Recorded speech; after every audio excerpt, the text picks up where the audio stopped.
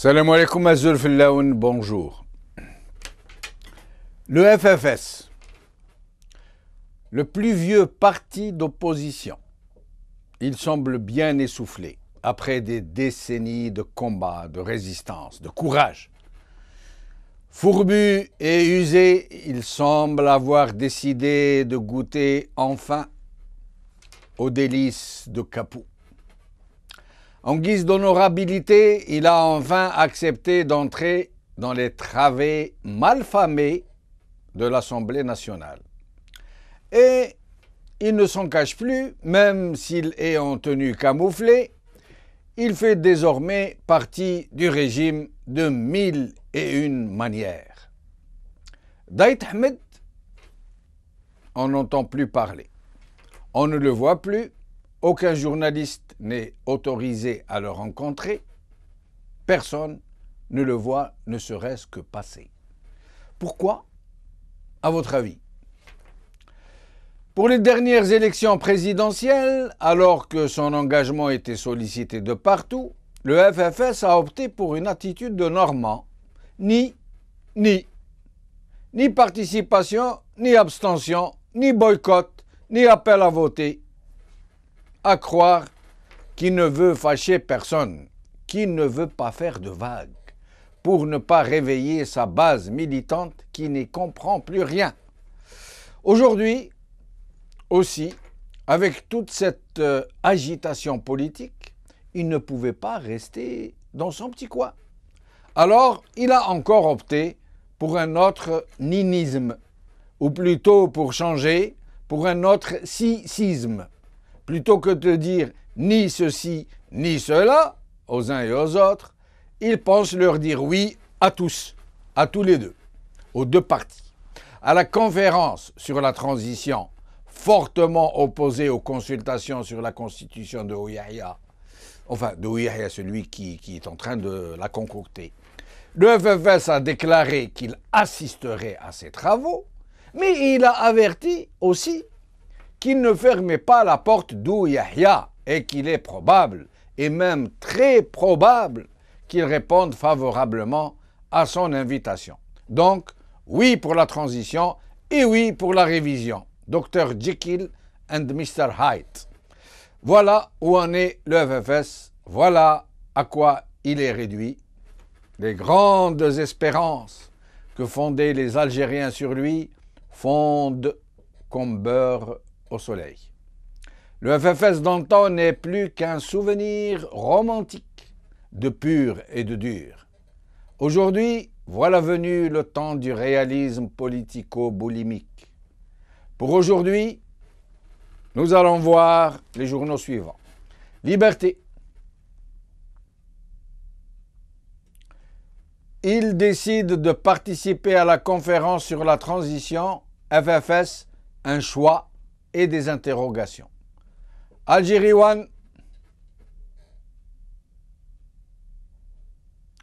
La coordination obtient l'autorisation pour tenir sa conférence nationale.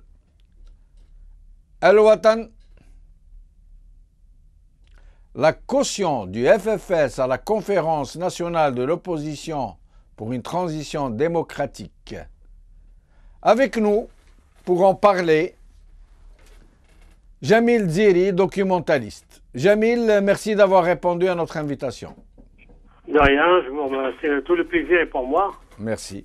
Alors, Jamil Dziri, c'est quoi cette position du FFS depuis quelque temps, ce parti? Je vous le rappelle, à nos téléspectateurs, qui est le plus vieux parti d'opposition, celui qui a résisté à toutes les tentations, jusqu'à la présidence de la République. On a offert la présidence de la République à Aït Ahmed sur un plateau, il a dit non, niet. Alors maintenant, il y a des députés dans les travées de l'Assemblée nationale, le FFS participe un peu à toutes les initiatives plus ou moins, on dit des choses et d'autres sur certaines tractations. Alors qu'en est-il en fait, véritablement? Écoutez, c'est une situation à la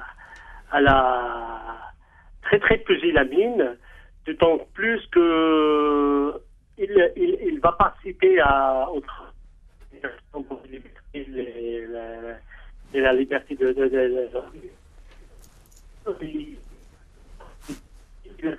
il envisage, parce qu'il sur le Huffington Post. Pardon, Jamil, je vous interromps un petit moment. On a passé par erreur une photo qui n'est pas de vous. Ils vont la retirer tout de suite. Excusez-nous, je vous invite à poursuivre. Merci. Oui, donc c'est une situation d'ambiguïté et d'ambivalence. L'ambivalence, c'est le sentiment de pour et d'amour et de haine, ou de pour et de contre.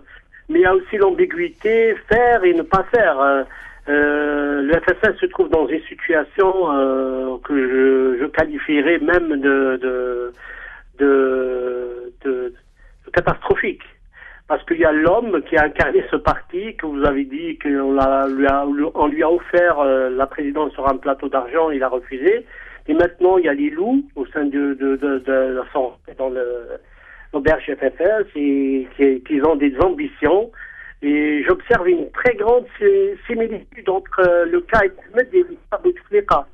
C'est-à-dire, les deux sont prisonniers de leur entourage. Bouteflika, donc, c'est ceux qui l'entourent et ceux qui ont pris les devants de la scène pour gérer la situation en tant que président.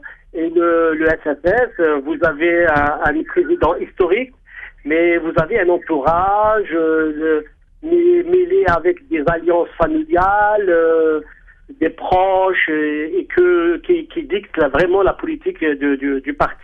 Attendez, Jamil Ziri, qu'on comprenne bien, parce que moi, je crois comprendre un peu. Vous dites que les deux, Ait Ahmed et Bouteflika, sont pris en otage par leur entourage.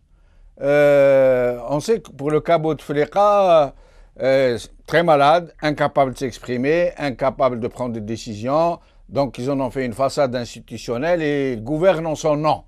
Mais pour le cas de Ait Ahmed, il est dans ce cas aussi d'incapacité mentale et physique?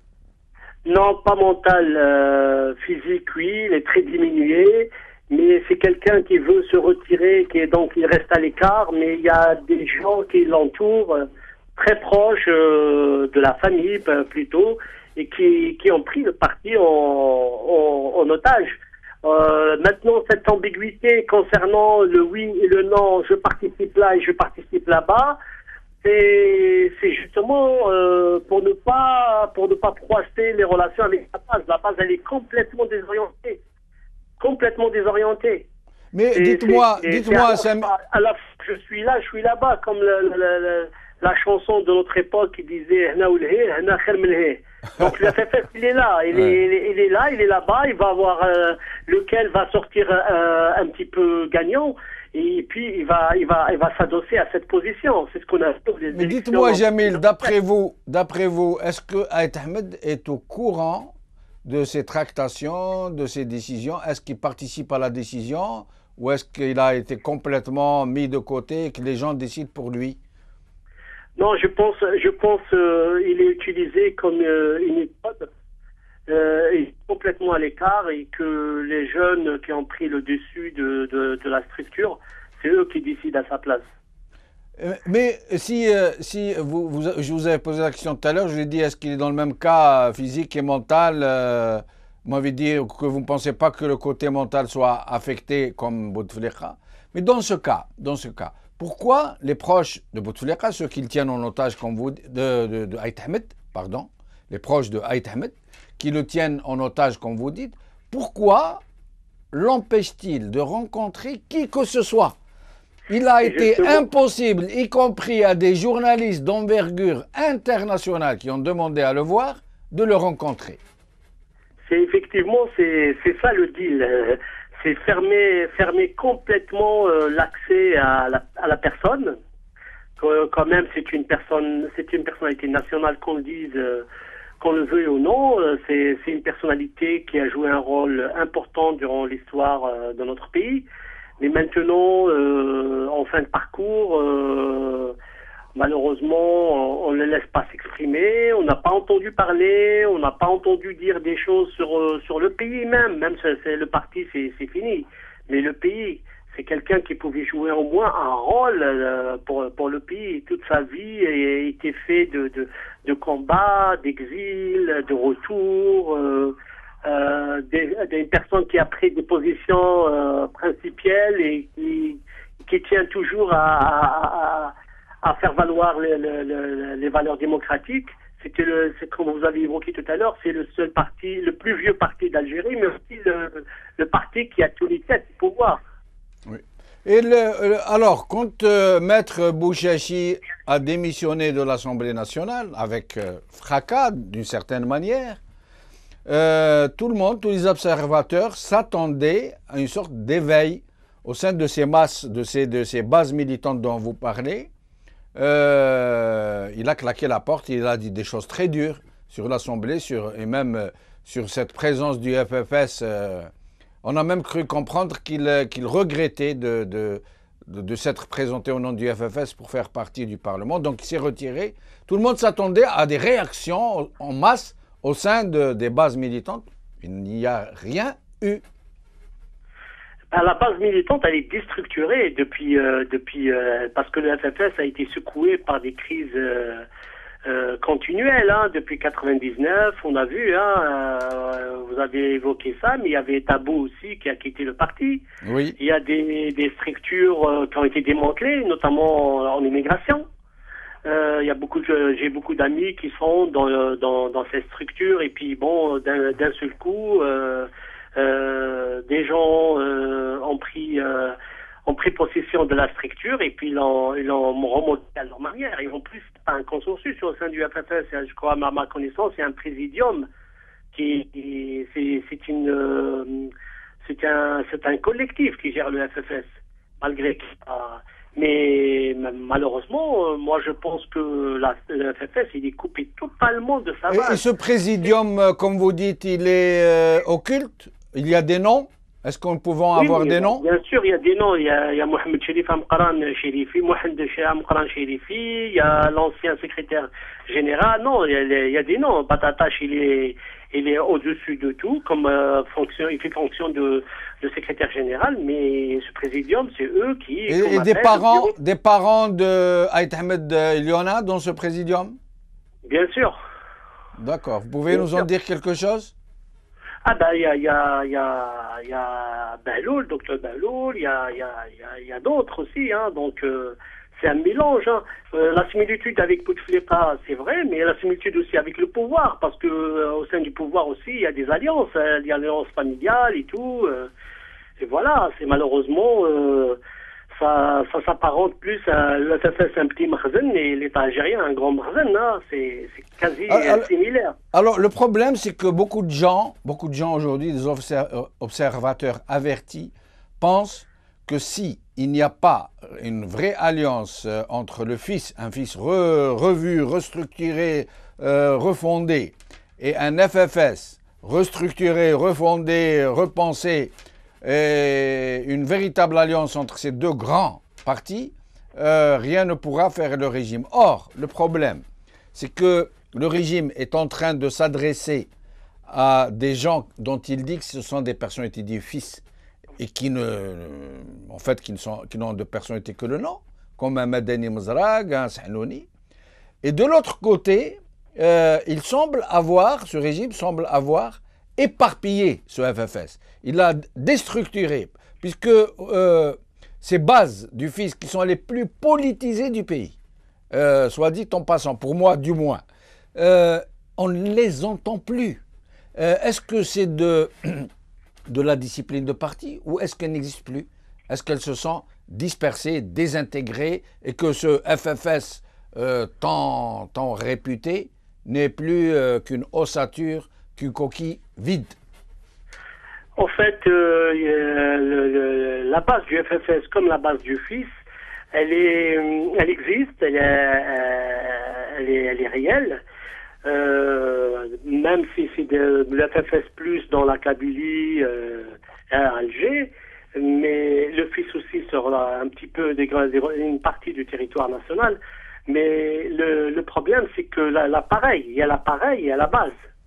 Et quand il n'y a pas de connexion entre les deux, c'est normal, la base, elle est désorientée. Ce sont des individus. Ce sont des individus. Et le pouvoir, maintenant, il est dans une autre logique. C'est-à-dire une logique de récupérer, transformer la base militante en une base sociale. Puisqu'il y a la rente, on va leur donner à manger, on va les diluer dans un ensemble.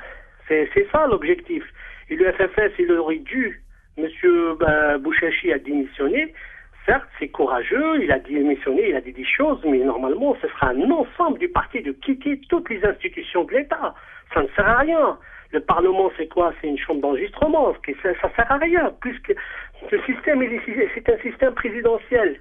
Le gouvernement exécute la politique du président. Le Parlement, il est là pour juste lever la main.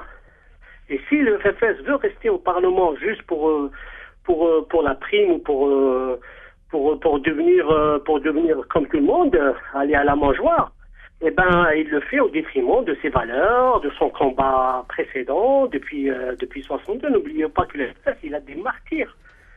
Les martyrs de 63. Oui, effectivement. Le pouvoir ne les reconnaît pas, mais ce sont des martyrs. Ils sont montés au maquis pour une cause juste et noble. Oui. Et ça, il faut pas l'oublier. Il n'y a aucun parti qui l'a fait. Hein. Et dans les martyrs, il y a des vivants. Il y a des vivants. Il y a Bourga, le commandant Bourga, il est vivant. Parmi les combattants, vous voulez dire, les combattants du FFS de 63, du maquis de 63. Oui. Il y a Bourga qui est vivant. Il y a, comment il s'appelle, maintenant, on le traite de terroriste, comment il s'appelle, Bouyali qui a pris les armes en tant qu'islamiste, mais il était dans le maquis en 63 avec le FFS. Oui. Il y a un combat, il y a des choses qui étaient faites. Dites-moi, Jamil, Oui. Ouyahia aujourd'hui, Ouyahia était chargé d'une mission, ça le besogne comme à son accoutumé, lui-même le reconnaît. Ouyahia maintenant c'est cousu de fil blanc, hein, ça veut dire vraiment être aveugle pour ne pas voir. Ils sont arrivés avec des propositions, soi-disant, pour changer la Constitution. Mais ces propositions qu'ils apportent, elles sont bonnes. Il n'y a pas grand problème sur ça. Au contraire, il y en a même qui sont honorables, comme revenir à 2 mandats présidentiels. Mais on imagine que ce ne sont pas toutes les propositions, ce n'est pas toute la mouture. Ce qu'il veut faire Ouyahia, c'est réunir autour de lui, disons, un consensus où il y aurait tout le monde. Il a invité 52 partis, vous imaginez. Les Algériens, quand on leur a dit il y a 64 partis, dont 52 ont répondu oui à l'invitation d'Ouyahia, les gens sont tombés de haut. Alors, 52 partis, une trentaine d'associations, 12 professeurs d'université, trentaine de, je ne sais pas quoi, des personnalités politiques, des associations. Alors, Ouyahia veut, je vais vous dire où je vais en venir, veut donc rallier autour de lui un large consensus où il y a soi-disant des personnalités du FIS, des personnalités du FFS. Ça veut dire que tout le monde est là et ils vont s'arranger pour que les vraies propositions qui sont en cible, qu'ils veulent nous faire passer, qui sont encore inconnues, ils veulent que ce soit, soi-disant, ces gens-là qui proposent. Ce n'est pas le régime, c'est le large consensus de partis, de personnalités politiques qui vont proposer, soi-disant, une mouture ou des dispositions ou des avenants à ce qui a déjà été fait. Et après, ils disent, ben vous voyez comment on fait la politique. On a réuni un large consensus et maintenant on va soumettre ça au peuple et on va... Et donc, le FFS, qui est quand même constitué de politiciens assez de très bon niveau, pour ne pas exagérer, en allant vers... Puisqu'ils annoncent qu'ils vont y aller probablement, en allant vers cette farce qui se prépare, il va dépasser toutes les outrances possibles et imaginables. Il a accepté d'être membre du Parlement, de faire partie de ce Parlement de rigolade. À la limite, on s'en fout. Il a participé à gauche et à droite, et certains de ses membres sont plongés dans l'affairisme avec le régime. Mais là, il va participer à une autre farce constitutionnelle qui va engager l'avenir de l'Algérie. Qu'est-ce que vous en pensez si jamais ils y vont avec Ouyahia? avec les personnalités du fils, entre guillemets, qui ont déjà déclaré qu'elles y vont. Le FFS, je crois qu'il est dans une position de chantage parce que bon, il a participé aux élections législatives en ayant les assurances qu'il allait avoir beaucoup de sièges. Et juste après, on a vu que le deal n'a pas fonctionné. Il n'a pas eu le quota qu'il espérait avoir. Et il avait même des menaces. Maintenant, il est dans cette même logique, c'est-à-dire cette équipe qui dirige le FFS, elle est dans cette logique, c'est-à-dire plus de concessions. Ça veut dire qu'ils veulent avoir des postes au sein de l'État. Il y avait un grand débat qui n'a pas été mis à la place publique, c'est de la FFS qui rentre dans le gouvernement Sellel. Oui. Et bon, c'était flagrant, donc ils sont mis en retrait. Mais le problème, c'est que concernant la Constitution, Yahya, il est dans une logique de décorum. C'est ce qui s'est passé en 92 avec Sidi Ahmed Ghazali, qui était pendant 3 jours, il a regroupé tous les partis, resté 3 jours au Club des Pins à débattre, et à la fin, c'était rien du tout, mais il a dit, on a débattu, on a tracé une ligne, et on va travailler avec. Et donc, ce décorum-là, c'est toujours la même chose, c'est de rassembler, et tout le monde va s'y mettre, hein, c'est sûr. Mais les actions qui vont résulter, c'est rien du tout. Mais par contre, il y a des choses qui se passent. Par exemple, tout le monde s'y met pour changer tel point dans la Constitution. Il y a par exemple, on ne parle pas, les puissances étrangères, notamment que le FFS et les membres de l'international socialiste veulent faire valoir leur proposition qu'elle soit acceptée, celle de changer l'article qui est sur l'armée algérienne, par exemple, pour que l'armée algérienne interviendra en dehors du territoire national. Et on va le voir, c'est sûr que cet article il y va passer. Et voilà, ça s'est passé à travers le FFS et l'international socialiste. C'est avec la caution du FFS, c'est pas le FFS qui le propose, mais c'est avec la caution du FFS qu'on va aller vers une politique, disons, plus de protection pour le régime, et le régime va essayer de coopter des éléments comme à l'accoutumée, il va essayer de coopter les éléments pour les introduire et de l'absorber dans son giron. Et voilà ce qui va se passer. Jamil, cette grande Zerda mise à part, oui. Vous ne pensez pas que la base militante puisse comprendre que le grand chef n'est pas prêt de revenir et qu'il faut qu'elle se ressaisisse? Vous ne pensez pas que la base militante du FFS pourrait se ressaisir, se regrouper, se refonder et imposer son choix pour que le FFS retrouve le chemin de l'honneur? Dans le contexte actuel, je ne le pense pas. Même la dernière apparition d'Aït Ahmed, c'était un montage. Vous pouvez aller la revoir. Oui, on sait. C'est une vidéo montée, des spécialistes l'ont affirmé. Il n'y a aucun doute là-dessus. Un montage de flagrant, de plusieurs séquences avec des pauses entre les deux. Oui. C'est un montage flagrant et bricolé, de toutes les façons. Tous les spécialistes s'accordent. Lui faisait des gestes parce que ses yeux n'étaient pas fixés sur la caméra. Il regardait oui, les spécialistes en parlaient. Il n'y a aucun doute là-dessus. La vidéo a été montée. Mais sinon, cette base, vous ne pensez pas qu'elle pourra se ressaisir? Non, je ne pense pas, parce que elle se délecte, parce que bon, quand on voit comment M. Tabou est sorti du FFS avec fracas, il a créé son parti, il essaye de récupérer une partie de la base du FFS, la plus récalcitrante, la plus anti-pouvoir. Maintenant, on va voir, hein, il y a aussi le FFS a toujours évolué dans une logique de concurrentielle avec le RCD. Le RCD qui est dans une logique de rupture brutale. C'est-à-dire là, il y a les rôles sont inversés. Dans les années 90, le RCD qui était sur lequel il s'arc-boutait le régime. Actuellement, c'est dans la région, surtout la région très politisée qui est la Tbilissi. dit. Et maintenant, c'est le FFS qui va jouer ce rôle.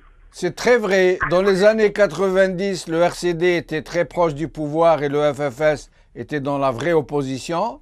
Et maintenant, le FFS est très proche du pouvoir et le RCD est dans la vraie opposition. Sur cette conclusion très sage, merci Jamil, en espérant vous revoir bientôt. J'espère bien. Portez-vous bien. Allez, au revoir. Au revoir. Cette émission est maintenant terminée. Merci. À la prochaine.